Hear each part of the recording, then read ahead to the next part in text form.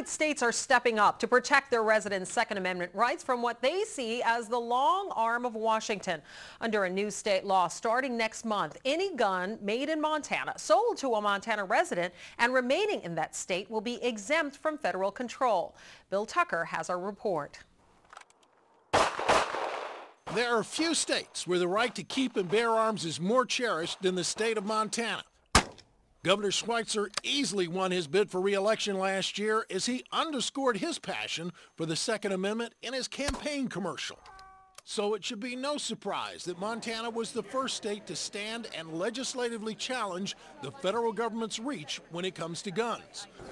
Under the Montana Firearms Freedom Act, the gun must be made in Montana and stay in Montana and be made by a non-federally licensed gun maker.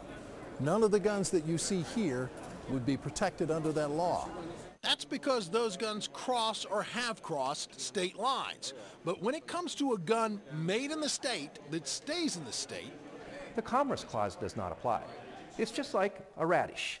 If you grow a radish in Montana, you sell the radish in Montana, and you eat that radish in Montana, do you believe the federal government would come out here with ATF or somebody else and challenge us all the way to the Supreme Court? I doubt it. So whether you're talking about a gun or a radish, the Commerce Clause should not apply. Montana is not alone in its endeavor. The state of Tennessee passed a similar law in June, and the stage for a battle with the federal government has been set. The Bureau of Alcohol, Tobacco, and Firearms has already sent letters to federally licensed gun makers in those states warning that the ATF sees the law as meaningless. Quote, "The act purports to exempt personal firearms, firearms accessories, and ammunition manufactured in the state and remain in the state from most federal firearm laws and regulations. However, federal law supersedes the act and all provisions of the Gun Control Act and the National Firearms Act continue to apply." Some constitutional lawyers suspect the Supreme Court would side with the ATF, noting prior rulings have expanded interstate commerce authority and federal law does in fact take precedent.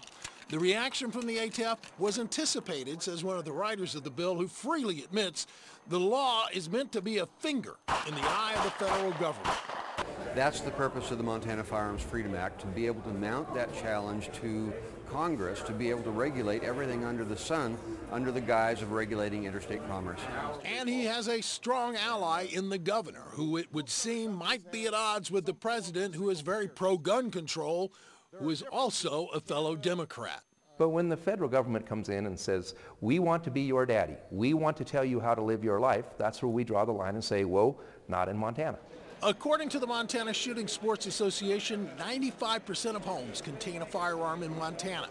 And the feeling among many there is that the thing to fear the most is not a person with a gun, but a government that would take that gun away. Bill Tucker, CNN, Missoula, Montana.